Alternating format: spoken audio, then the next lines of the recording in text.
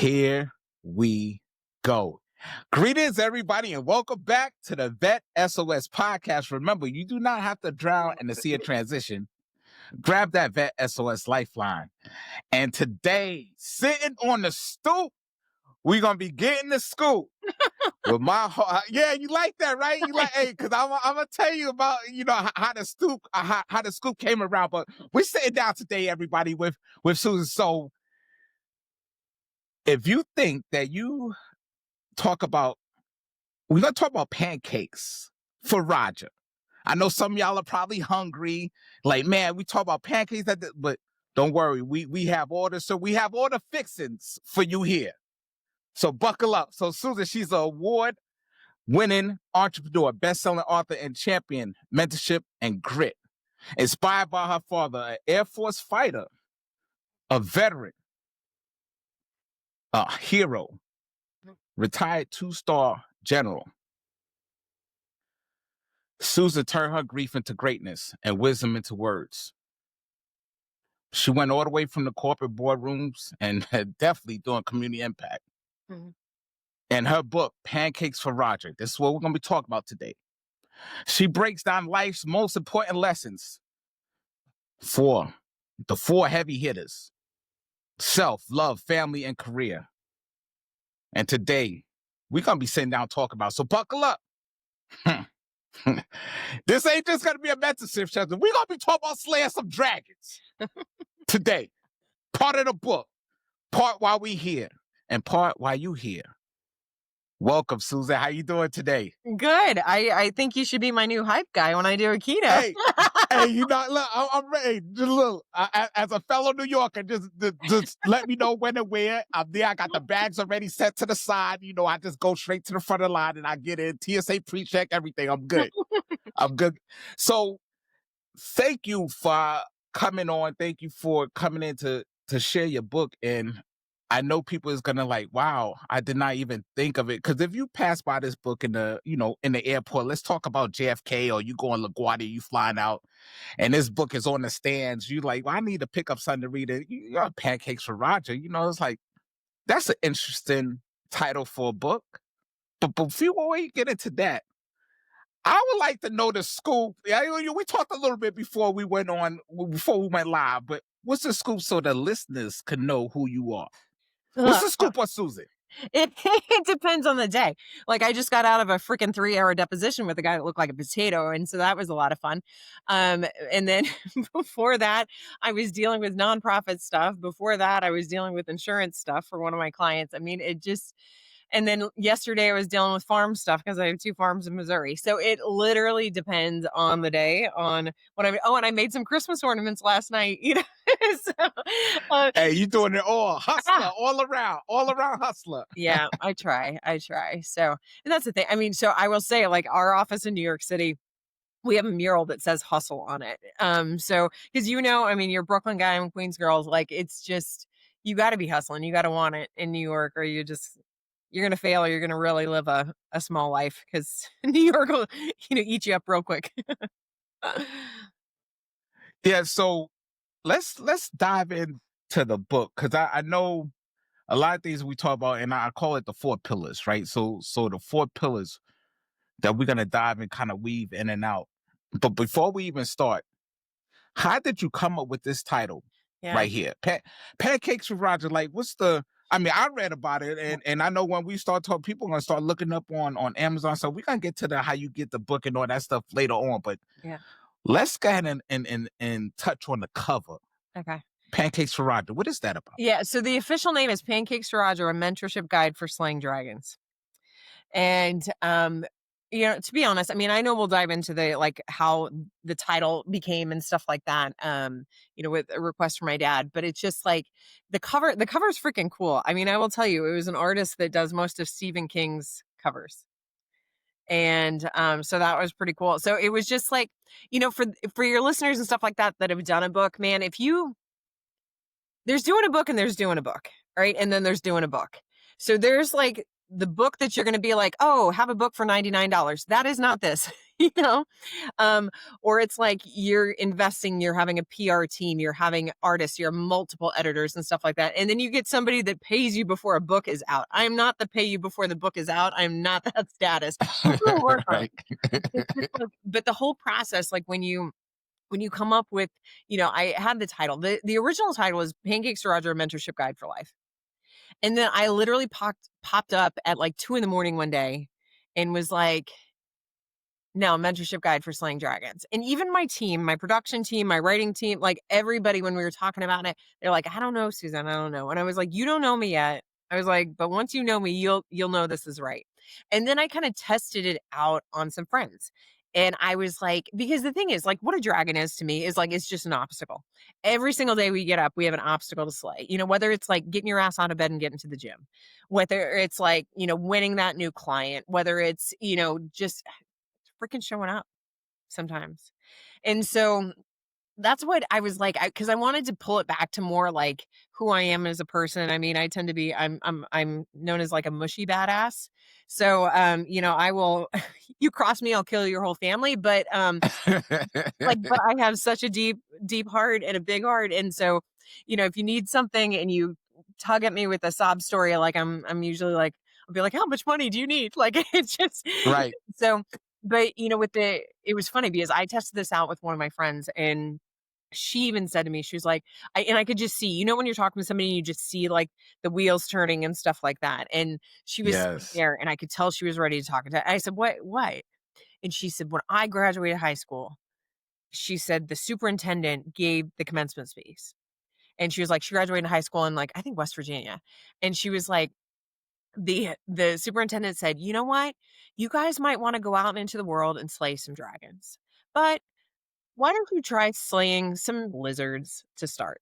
And she's like, I'm sitting there. I can cuss, right?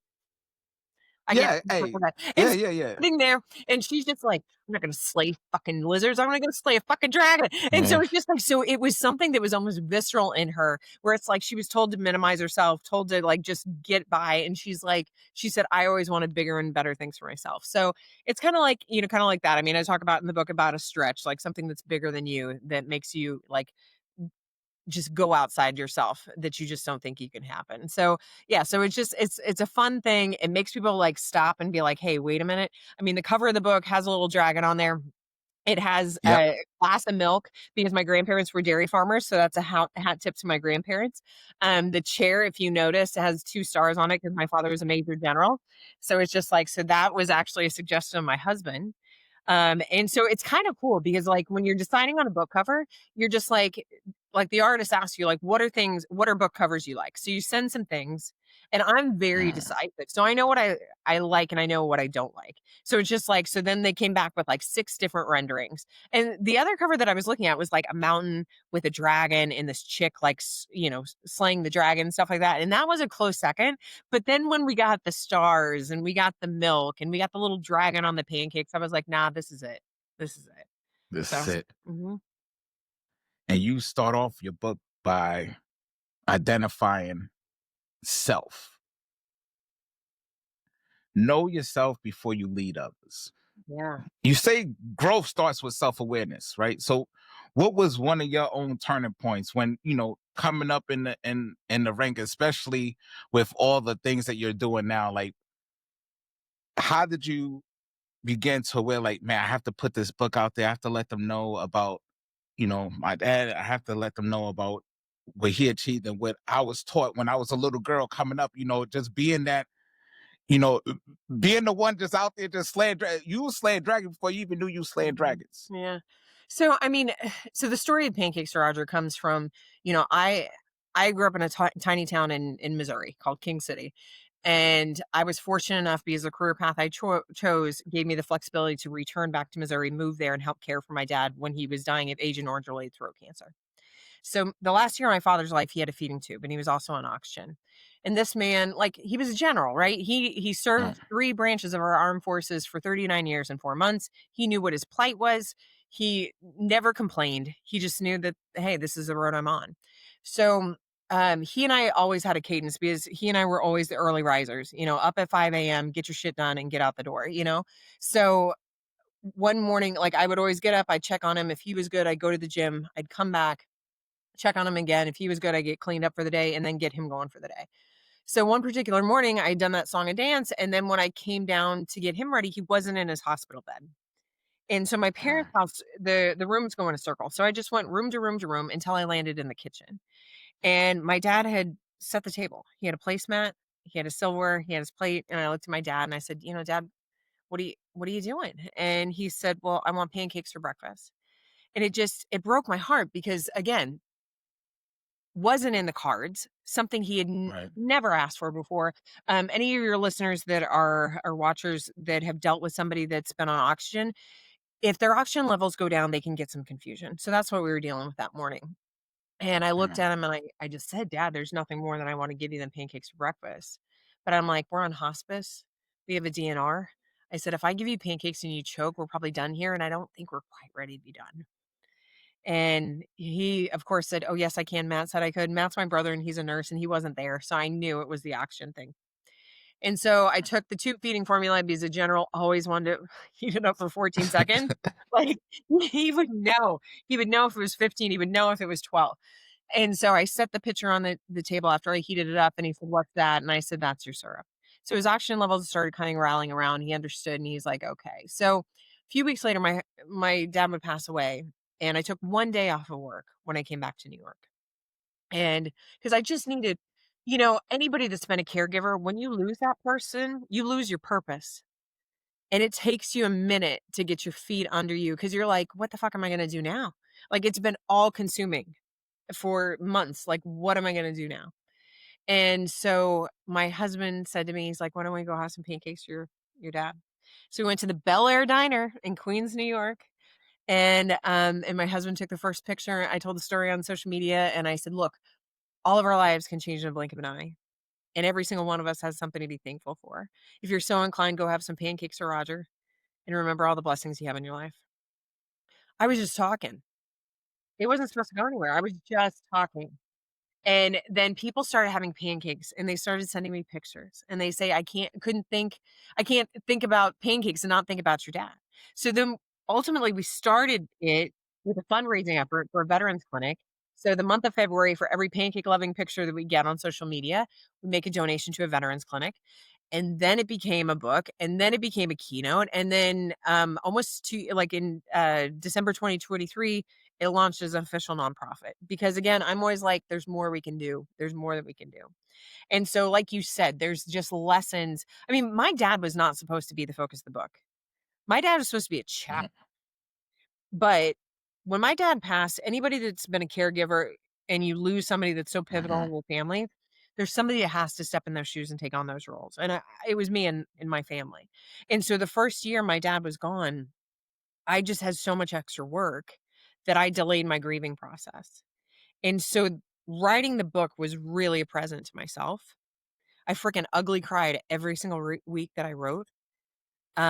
Because it just I again, my dad, like when I public speak, I always ended with unsolicited advice, giving you fun quotes that a lot of them are in the book. But I always thought, oh, give a quote, give the backstory about that person, talk about how it impacted my life and how you can use it. That'll be cool. But then the general just fucking took over the whole book, like big deal. And so that was the thing was like looking at it a little bit differently. So, I was always raised that if you get a good piece of advice, it is your duty to share it with somebody else. And I talk about like I know not everybody had a great dad. I had a great dad. He of course had his faults, everybody does, but it's just like but it gave me such knowledge. And I didn't realize how many military lessons are in that until my military friends started telling me. Like, I have a friend that he was also a purple fox like my dad in the Marine Corps, and he's like, "Susan," he was just like, "So much of this is Marine Corps." He's like, "So much of this is, like, the things that we learn." And so it's cool to, like, see that, and then, what he does is, he's, Lieutenant Colonel Aaron Eckerberg, and he's like, "Susan, I buy that book for any of my friends having a kid on how to raise a strong female, how to raise a strong son."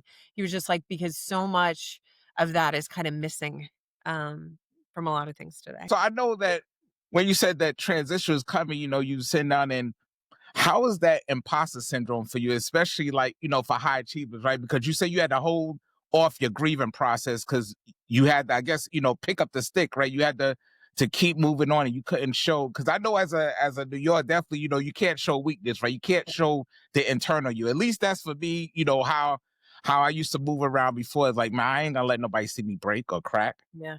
Yeah. I mean, I I'll tell you, like I'm such a logical person and I throw myself into work. I do. I mean, I had 4 hours a week of what I called family office time. Mm. My mom knew it. Like every Tuesday and Thursday afternoons, she knew that that was time allocated for her because my mom would get a piece of mail and she'd call me.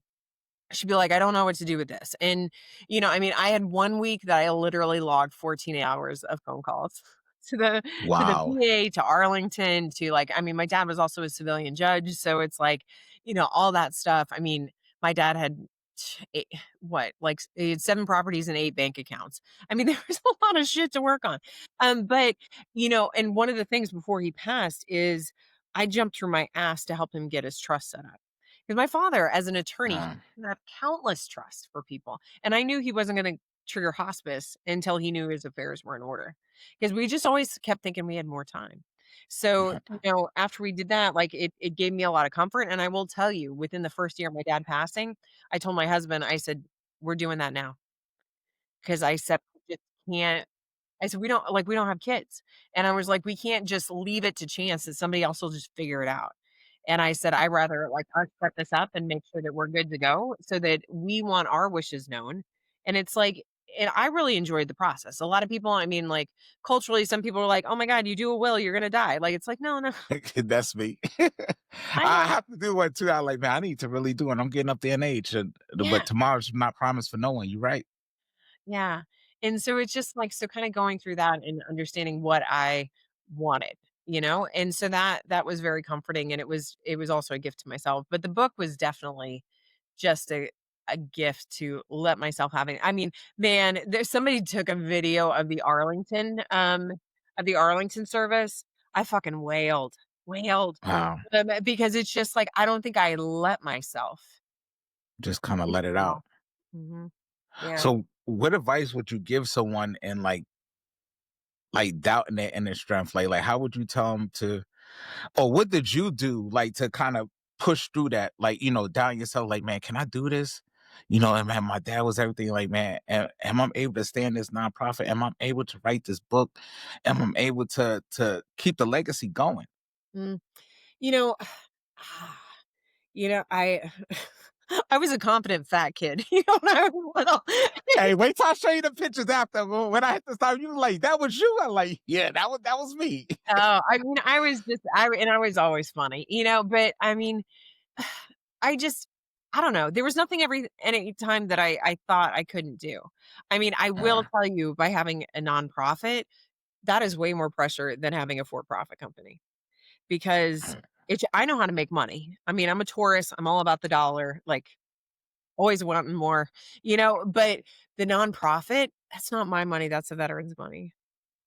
And so, in less than 2 years, we'd gone through fundraising efforts and we opened up grant applications for veterans, and we're earmarking the funds and awarding 10 veterans with grants to improve their homes, this year. So before we've even been 2 years old, we're gonna do that. So it's pretty miraculous, for me when I think about it. But it's that part's intimidating for me because it's just like I wanna do good. I want people to believe in the passion that we believe because our mission is to, create pathways to improve the lives of veterans in their communities. And so that can look like different things. I mean, I have lofty goals of doing like a soldier Shark Tank at some point. I think that would be Oh, that would be so cool. dope. Yeah. But it's just because I'll tell you, I started my first company at 26 years old. And Wow. and it's just like with that, it's if somebody had given me 5 grand, I could have done so much. And It's it's crazy how you look back at things like, man, only if I would have, like started sooner or started, yeah. yeah, I mean, and so that's my thing is like, when you look at that type of stuff, I mean, are we gonna give $1,000,000 out? No, like we're not that type of thing. But it's just like But 5 grand where like a veteran could set up a website, they could get insurance, they Yeah. could get the incorporation papers done, like that helps people get started. And so, nothing against like, there's massive nonprofits out there, but it's just like, but these massive nonprofits, like if you give, say, $2,000 to this massive nonprofit, they'll be like, we found that in our couch today. But if Right. you give it to one of us smaller ones, you can see the true impact like the next day. And it's very, I mean, we just had a board meeting this week where we identified the grant recipients and we're awarding the dollars. And it was just, I looked at the board and I said, if you're not feeling like we're doing good here, I'm like, I don't know what else to do. I mean, it was such a positive experience. Everybody Yeah. gets to interact with the veterans that we're helping. And it's so, so near and dear to my heart. And it just makes you feel good, because I think you get Yeah. to a point like you grew up in New York too. And it's like, you can do so well career wise, but then you got to get to a point that like, when's it enough? Yeah. And now that I've done extremely well in my life, how can I do good in the world? Right. How can you pay it forward? I tell people like I can't pay nothing back, right? Could have paid something back as the past. How can I pay it forward? And one of your quotes you have in the book, you said slaying dragons begins by confronting the one in the mirror. Yeah. Yeah. I That mean, hit me deep, Susan. That like, cause remember when we said, "Hey, did you read the book?" I was like, "Yeah," because I'm an analogy person, right? So when I seen that quote, I'm like, man, so because it's a lot of that imposter syndrome was set in, and when you look in the mirror, is you looking at you, right? Like because you only know like. I could talk to you and you could talk to me, but you will never know what I'm thinking or how I'm feeling. I would never know how you thinking or feeling unless you tell me. yeah. But Yeah. you know you. I Yeah. know me. And when Well, you put in there, slaying dragons begins by confronting the one in the mirror. yeah. Well, because I mean, I think a lot of people don't call themselves out on their own shit, Mm, and it's uncomfortable, and so like looking at like it's like the freaking I get so tired of this freaking analogy, but it's like putting your own oxygen mask on. Like, you can't help people if, like, you haven't handled yourself at home first. And so it's just like, when I talk to friends and even when they're like, crying in their beer over a relationship and stuff like that, I'm like, if you don't fix this now, you're gonna take this to the next thing. And so sometimes it's yeah. like taking a step back and really having kind of a heart to heart, or as my family would say, yeah, becomes a Jesus meeting with yourself Right. to really kind of look at things and say like, "Hey, can am I doing my part?" Or like, I mean, and look, I mean, full disclosure, I've been in recovery for 23 years. I'm a big person at looking at my side of the street, making sure my side of the street is clean, and then you have to sometimes just let go of the results. Mm. You also put in there, if you don't own your story, someone else will. Hmm. And when I seen that, when I seen that, as got tired, I had that transition. I was dealing heavy with mental health, you know, PTSD, you name it, the whole mental health gamut. And for a long time, I kind of faded off into the dark. I just Mm. nobody didn't know I retired and stuff because I just dang. But somebody told me like, look, if you don't start changing, somebody else will. Yeah. Yeah. Yeah. Well, and it's also then you control the narrative. Yes, yes, And it's just like, and I know it can be uncomfortable and it can be, but I've always been an open book. Maybe it's uh my detriment, but it's just because people are going to talk. People always talk. I mean, I'm from a town of 986 people. I had plenty of people talking about me when Susan Combs was on County Line Road, right, having too many drinks and smoking cigarettes, but it's just, right. um, but, if you get ahead of it and you're like honest, and also too, I mean, you haven't, there's nothing that you've gone through that somebody else hasn't gone through too. Yes, yes. Man, and what about the one that you said about be your own advocate before expecting others? And that's what you talk about, right? Put your mask on, right? Be your own advocate. Advocate for yourself first so others can Yep. advocate for Yeah. you and I believe in you. mean, so I remember that day. So, I mean, well, so, I spoke at well, I spoke at Baruch. You know these things. Yeah, I can, Mhm. like, because you know. And I remember I had to speak at Baruch, And there was a woman that was like she was like the CFO of a very, very large computer company that I'm not gonna name, and she's just like, "Don't roar after the kill." And and I'm sitting with kids, and I'm like, "Are you fucking kidding me, woman?" I was just like, and I get up on stage, I'm like, "If you don't roar for yourself, nobody else is gonna roar for you." I'm just like, you have to be your own cheerleader sometimes. And there's Yeah. nothing wrong with that. I mean, there's a way to be like braggadocious and stuff like that, and people are just like turn you off. But it's just like, but there's nothing wrong with saying, like, look, I did this. Mm. This is the plight I was dealt. This is how I overcame it. And I'm rolling forward with it. Just keep moving. That's when, I call the second pillar of the book is love. Right? Because so back in my military, I was like investigating. So when I see like how stuff is structured and how stuff is built upon, it tells the story, right? Like to build up to Mhm. the pinnacle, and you came in with first, and then you started your second part of the book is love, right? So I have it lined up with like mentorship, relationships, legacy rooted in love. Your dad, right? How did he like he I know I'm sure he did, right? Because get to a two-star general, and then he had, the military life by leading thousands of troops, and then he had to come home and lead his family. But that love through leadership and service, how did that look like? And like for you to start to put that chapter two or part two of the book of love, you started off with that. Yeah. I mean, with my dad, I mean, my dad used to say 80% of it's personnel. So, it's so true. You gotta have the right people on the bus. Yeah. But it's like, aha, I think, and especially, I mean, I will tell you, I probably get in trouble a little bit, but my I have seen such a resurgence of young marriage within my friends community. 19-year-olds getting married, 20-year-olds getting married, and the families are ecstatic about it. Hey, I hope it works out. I hope it's the best thing ever. However, you changed tremendously from going on your parents' payroll to going on your payroll. Oh yes. Like, and I firmly believe if you are depending on somebody else for your financial means, you have no business getting married. Mm, Because you need to be, especially as a woman, you got to be able to get yourself out of a situation that's not the best situation. right. And I also think that sometimes people just haven't a non-realistic. They think like, oh, like love should be a Hallmark movie. I mean, I love my husband. He is great, but man, he is totally different than my first husband.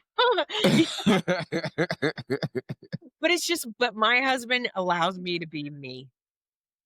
And that is just, and we're independently dependent, if that makes sense. So it's like Yeah, what's we have our explain own that. lives, and it's just like I mean, I think it is um it's irresponsible and it's too much pressure to make one person your absolute everything in life. I'm not saying go out and cheat on your spouse. I'm just saying that it's like family, friends, and lover. I mean, it's like if you say that that person's my everything, that is so much pressure.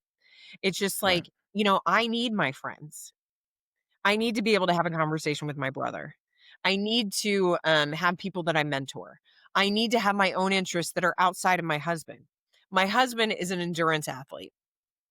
I love that he enjoys doing that. But it's just like, but it's something that, I mean, do I want to run 100 miles? Absolutely. No, probably not. But I also know the wives that would be bitching and moaning because he's going out for a 60-mile run. And I also travel a tremendous amount for work. And I come back home and I say to my husband sometimes, I was like, "Thank you for not giving me a hard time."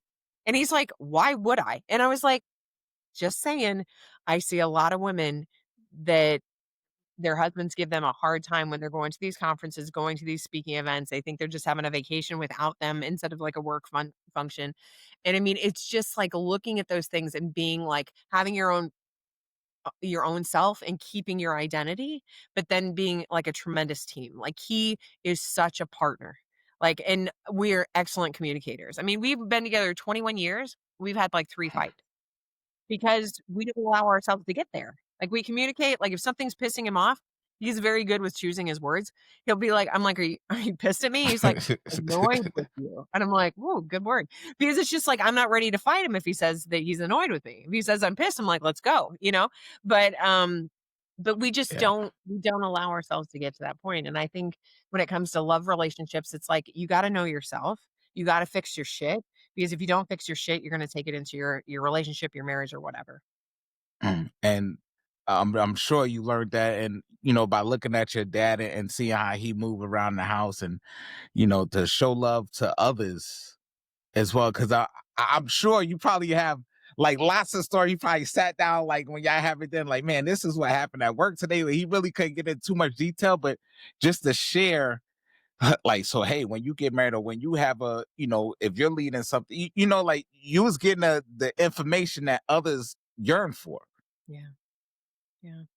Well, and like one of the chapters in that book, it on the love section is like the three facets of life. You know, Yes. I mean, my dad told me about that. We came out. So I graduated college in 2001, pre 9/11. So if you remember, like it was an excellent job market then. And so I had 8 job offers when I graduated. And so they were all out here on the East Coast. So my dad brought me out to the East Coast during spring break, and we hit all the properties. And I remember we were driving through a freaking nor'easter in Connecticut. I'm like, "What the fuck is this? I'm leaving tornadoes." You know? So I remember him saying, like, he's like, "Susan, when it," I mean, look, I've had freaking millennials and Z's are like, "You're so much more to your life than these 3 things." I'm like, "No shit." Like, Yeah. but, you have the person that you're with, you have the thing that you do, and you have the place that you live. And so my Yes. dad said, "Really, those are kinda your three-legged stool." And he's like, "If you're happy with 3 out of the 3, you're living like a golden life. Even if you're happy with 2 out of the 3, you're doing alright. But if you're happy with 1 or none, you're the one that has to get off your ass and do something about it." Gotta do something about it. Yeah, and I run that through my head. I mean, it's like in recovery we say HALT: hungry, angry, lonely, tired. Like, it's just like, so if I'm pissed off about something, I run those 3 through my head, and I'm like, "Okay, am I hungry? No." Like, am I angry? Yeah, probably. Like, am I lonely? No. Am I tired? Probably. It's 4th quarter. Hmm. But it's just like, but then I also do, "Hey, is something off with my marriage right now?" Am I like, you and I were talking that, we moved up to New Hampshire, and I'm like, it was hard for me when we came here. Women in New Hampshire are not like women in New York. I think, yeah, Yeah, it's New York is something else. a lot of different, I'm like, "What do you mean you Yeah. don't say what you think?" Like, "What do you mean? Like, you don't say fuck every other word? What do you mean?" Like, it's just, you know? So so when we came here, like, I always loved what I did professionally, have a great marriage, but I was like, "Something's off," and it was the place I lived. I love New Hampshire, it's absolutely beautiful, but it took me a minute to find my people here. And I still don't know if I have found all my people yet, but I have. Most of my best friends are all across the country anyway. And I had to remind myself of that. Like, you don't have to have a bestie that you meet at the gym with. Like, Right. okay. But it's just understanding that stuff I think is so important. Right. And you put in your book, like one of the quotes you put, you say, your pops didn't say I loved you. He showed it daily, right? And that's, as a northeastern, right? It's like, you could say all you want all day long, but what are you doing? Like, you know what I'm saying? What are your actions? Like, you could talk all day, but what are your actions? You Yeah. say I could call you if I need something, I call you, you'll pick up the phone and you don't return my call. Yeah. Hey, I'm here for you. I got you. Yeah. Yeah. Showing it daily. Yeah. Give Very. us the scoop on that, Susan. Like when you put that in the book, like what did you kind of was trying to relay to the reader? I mean, so the story in the book that I talked about with that was, you know, my dad always had a dear friend named Ed Mannering, and they grew up in the same county.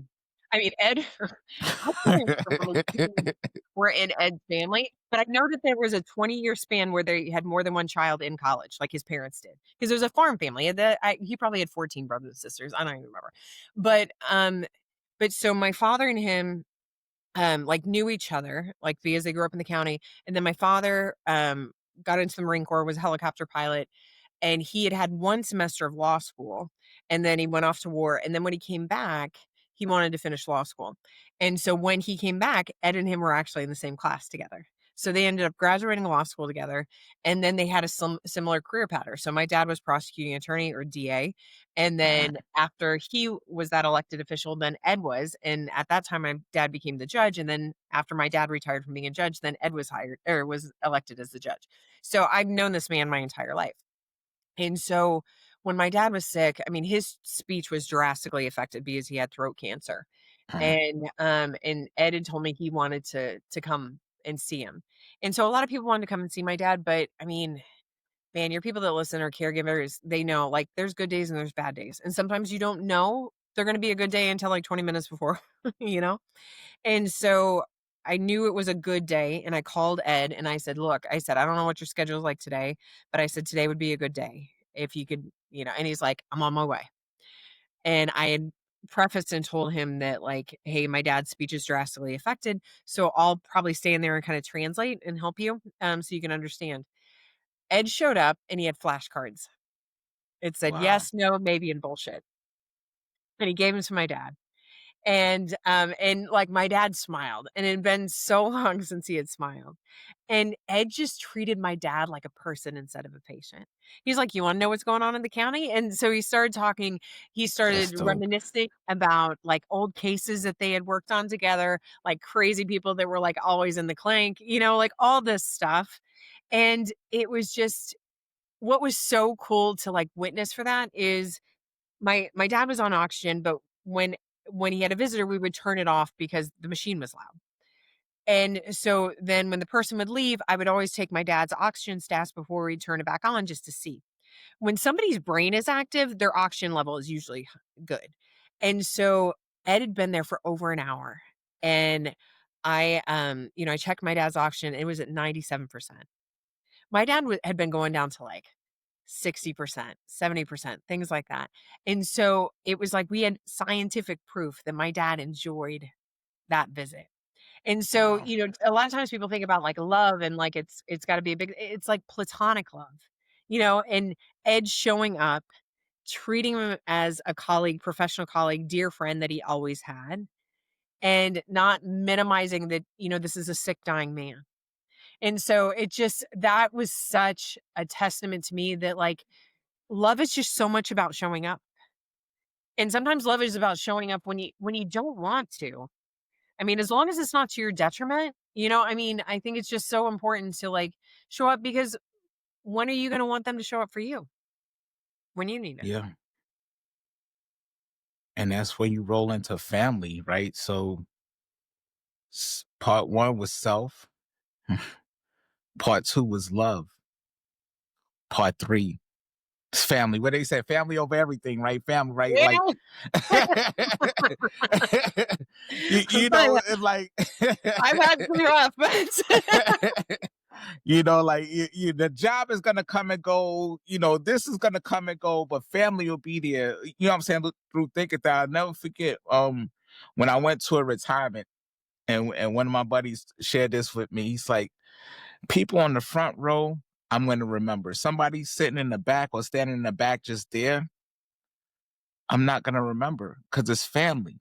yeah, The front row is reserved for family. yeah.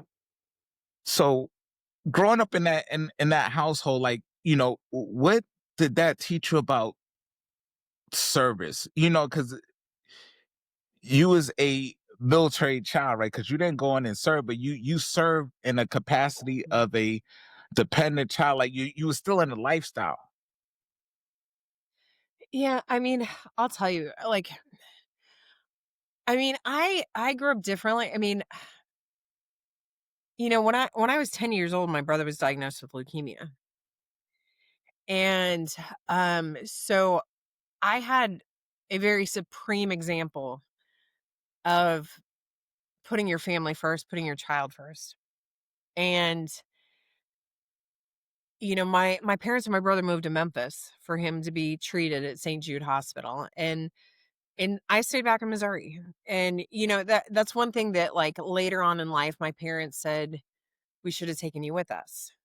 And which I was like I was a chubby kid. I don't know. I would have fared very well in Memphis, you know, inner city schools. I was like, I was okay and popular in Missouri, you know.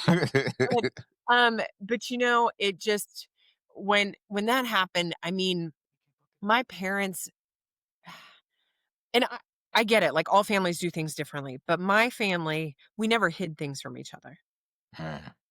And they didn't hide from us the severe I mean, my brother had 16% chance survival. He is the longest surviving male bone marrow transplant out of St. Jude Hospital, I will say. So that's, you know, definitely a success story. But my dad utilized his military connections and kind of his chosen family, as I talk about a lot, to say, if this was your child, what would you do? And my Wow. parents sacrificed everything for my brother. And, you know, and I fell in where I needed to be. And I think that that experience alone had shaped me a lot. I mean, it made me an independent thinker. It made me have Mhm. to be responsible for myself. Didn't have anybody hanging over me saying, "Get your homework done." Like, I did it all because I mean, my dad I mean, I even put it in the book. My dad used to say, like, when I was 6 years old, I wore glasses. Like, I got glasses for the first time. And at 6 years old, I would ask my dad, like, "What time's the doctor's appointment?" And I would back into it at 6 years old that it takes 35 minutes to drive to the doctor. I know it takes me this long to get showered and get ready, and I would literally be sitting by the door 15 minutes before we had to leave. Ready. I was just that kid. Um, Mm, so, you know, the family's important, but I firmly believe that, but I really feel like chosen family mm. is man, my chosen family got through me through a lot. I mean, and continues to get me through stuff. Because a lot of times, like with your family of origin, you know, they're just like, "Oh, you're the kid that needs to go sit in the corner and color." You know? It just and the chosen family can see you as a full-fledged adult because they've known you maybe in your professional life. You Right. know, they've seen who you are as a person, and they know a lot more stuff than your family does sometimes because they've known you as an adult as opposed to, like, as a child and growing up in the Yeah. environment you grew up in. Like, I mean, I'm my brother Matt and I are tremendously close. But I'll tell you, my oldest brother, who has severe mental illness issues, has has given me a run for my money and something that I didn't anticipate at all. Because it was the one thing my father and I didn't talk about. Um, and before he passed. And so, you know, where if I wrote the family chapter, it might be a little different now. But you know, but it's I firmly believe that, you know, you want to have your like your history and stuff like that with your current family, but like don't discount that chosen family and the people that'll show up for you whenever you need it. Yeah. And either way you said it, you said it perfectly in the book. You said family is the one who shows up when the dragon arrives. Yeah. You Yeah. know, it's like you put that bat symbol out there, right? You put that Batman symbol goes up, man. They see it, they come running like, hey, what's going on? What's going on? You know, so man, that Well, what is it they say? It's something like family where you're where you're loved the most and treated the worst. and then we come down to this.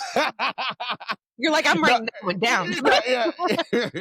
Now that's a hey, that's a bar right there. That's man, that's so beautiful. And then you turn the corner and you wrap this book up so well with the part four, the career. Mhm. And this is where we at right now. Yeah. Yeah. Well, and, like, you know, I mean, because I moved to New York at 22. I mean, New York raised me in a lot of ways, and, you know, I mean, especially moving there right before 9/11. I mean, talk about a shitty year. Yeah. To, like well, no, and you know, you lived in New York during that. Yeah, I was in the service, Okay. but yeah, I was actually in Alaska Oh, when it really? went down. But yeah, Yeah. it just you know that when you say the cliche, whatever. If you can make it there, you can make it Mhm. anywhere, right? That place builds you Yeah. from will throw everything at you, ninja stars, knives, you name it. And if you might come up a little cut up with bruises and stitches and stuff, but you made it through, right? Yeah. So Yeah. if you could make it there, you could make it anywhere. And that's, what are the three top career lessons your pops shared with you, or and that you have to, you still do it today, right? The talk be like, hey, show up. I know I can tell, like, hey, 15 minutes prior to everything you did, because you even said it earlier. Like, look, I backtrack. Okay, we got to be here this time. I'll make sure I'm at the door 15 minutes prior waiting. Yeah. I'm not gonna ask for, you know what I'm saying? So that's the way I am too. Like if I ask somebody for a ride to come pick me up, I need to be outside waiting for them to pull up. They Yeah. don't need to be outside waiting for me. Yeah. I would say so. I mean, probably the best career advice. I mean, I will tell you, like the peer to peer mentorship. Mm, I think you can't put a price tag on. It's just like so, a lot of times people think of mentorship and they're just like, "Oh, it's somebody helping me because they have more experience or me helping somebody because I have more experience." But that peer to peer is like such a sweet spot for me because you have like there's got to be a shared thing. So usually there's like the friendship and then you have somebody that maybe they're also a business owner. Maybe they're in the same industry as you. Or maybe like if you have aspirations of doing X, they're doing X. So but there's that connection. And so having those peer-to-peer mentorship, that's where I've learned so much because since you have that friendship layer, they'll call you out on your shit. yeah, And that's they'll so true. basically say like, "Look, that was kind of a bonehead decision. Have you thought about doing this?" And so the peer-to-peer I think are huge. Um, I also think that it's important to like to my dad used to say it's important for you to be understood, but it's more important for you not to be misunderstood. I work as an expert witness all across the country. And that's something I take with me on a daily basis because it's like, especially in court cases, the last thing I need to do is make a judge feel like he's an idiot, like he doesn't understand what I'm talking about. So I try to make things more in layman's terms. I try to be an educator. I try to explain things so that you're not looking at it and it's like Charlie Brown's parents trying to Yeah. understand. Womp womp womp womp Yeah. And so womp. that's so important. And then, I mean, I think sometimes you just have to I was always smart enough to like know when I was outside of my comfort zone. And I think that it's okay to be outside your comfort zone, having that stretch that's bigger than you, but bringing in the right people and checking your ego. Cause it's just like, Mm, man, I can read financial statements. I don't like it. But it's just like, but sometimes I feel like an idiot. And so it's just like, but I have a CFO. The CFO, that's their area of expertise. I have a good CPA, I have a good attorney. So those are the people that I surround myself because they know more in the subject area than I do. So I always talk about that. And then I would say my best piece of business advice is knowing your worth. And I mm, mean this financially too. Because if you're in any, and people might say, like, oh, I'm in a salary position. It doesn't matter. I mean, if you are getting paid for something, if you're getting paid a salary, if you're getting paid for commissions for sales, like understanding how much you're worth per hour, like the down and dirty, take your salary, divide it by the number of hours you work per year. Like if you work on average 50 hours a week, 50 times 52, like, or you take out a couple of weeks for vacation, stuff like that, get that number because once you know, like whether it's $52, whether it's $552, once you know that, it makes saying yes or no to things so much easier because you know the mm. true cost. So it's like if somebody's like, hey, can I pick your brain? Like I know right now this interview is costing me $472. So it's just like, so since it cost me Right. $472, what do I need to do when I get back to the office to replace that money that I lost? So it's just understanding that. Or if when somebody says like, "Hey, do you wanna do this?" Or like even things like, "Hey, guys, do you wanna mow your own lawn?" It could be a macho thing you wanna do. Just like women, like especially us Midwest women, we're trained that like we need to clean our house ourselves. Mm, see how much you're worth per hour and see how much it costs me to pay for it. Because if Yeah. it's less than your Yes. worth, then freaking That's true. outsource it. It's so That's I true. mean, Outsource it. that's my Outsource it. gold. That is my gold. To outsource it, yes. And one of the quotes I like that was in this portion of the book is purpose is your compass. Profit is just fuel. Yeah. Yeah. I mean, with the nonprofit, I mean, it's just like, we need money to do the programs, but it's just Right. like the thing that gets us out of bed and doing the programs that we're doing and working really hard and trying to help veterans and things like that.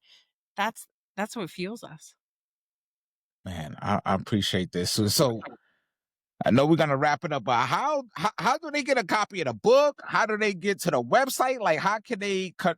contribute, put some pancakes on people's plates, or take pictures of pancakes, send it to you for the intro and for the connection to keep spreading the nonprofit Pancakes for Roger from Yeah. coast to coast, across the globe, everywhere in between. There you go. Okay, so I mean, the easiest thing, you can go on Amazon, type in Pancakes to Roger, it'll pop right up. Our website is pancakesroger.org. So on the website, we're going to start putting impact stories on for our grant recipients, so you get to learn about some of the veterans that we're helping. You'll also see a pancake map that gets wiped out February 1st every year. And so for every pancake loving picture we get on social media, we will, like, people sometimes they sponsor states, so they can pay $100, they can submit their logo, and when somebody has like a pancake in wherever in New Mexico, then your logo goes on it, which is kind of cool. And then we also have like other sponsorship levels and things like that. We do contests for the pancakes, so we do the most school spirit, the most, the most patriotic, the best overall. I mean, it's a lot of fun. I will say I have an ask. I got Antarctica 2 years in a row. In 2025, I did not get Antarctica. So I'm laying it out there now because I really want to get Antarctica again, because we had all 7 continents and all 50 states. And last year we got 25 additional countries. But Antarctica broke my heart in 2025. For 2026, I want Antarctica again. So if anybody's out there that's going to Antarctica, Hey, that's how we got it. Somebody was yeah. on Face, and then I did reach out to, what is it, McMurdo, like the base down there. And so I got to him too late last year. I got to him in January and it was too late because they were like, "Ms. Combs, we can't just walk down the street and buy pancake mix." They were like, "We have to get more." So it's just like, so I'm getting to them earlier this year. But if anybody has, I mean, and we are creative. So it's just like, waffles or pancakes with abs. There's kimchi pancakes. We've had people that are just like, "I don't like pancakes." I'm like, "Okay, I don't care." Like, it's just like, then walk into a grocery store, grab a pancake mix box and take your picture. Like, that counts. But I will say, if you have the book, you have any of the swag and stuff like that, that counts as multiple donations. So we've had people that have like one of our challenge coins, they'll have a book, they'll have a shirt, and they'll have pancakes, and it counts for like 4 or 5 donations to the clinic. It's really cool. And I appreciate that. Thank you for that knowledge share. And thank you for coming on to the VET S.O.S podcast on the scoop. We sat down on the stoop. We got Yeah. that inside knowledge with Susan and Pancakes for Roger and the nonprofit. So let's build it more.